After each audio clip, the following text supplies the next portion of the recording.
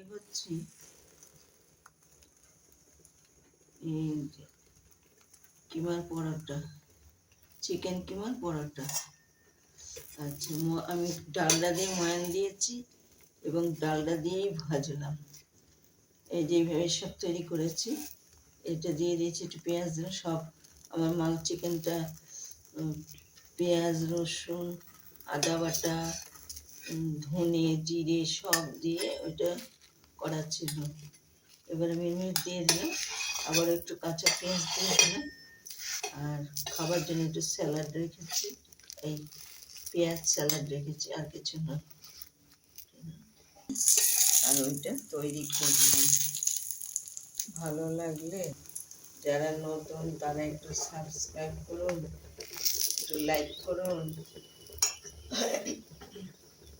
ভালো লাগে আপনারা করে করে খাবেন, দেখবেন ভালো লাগবে।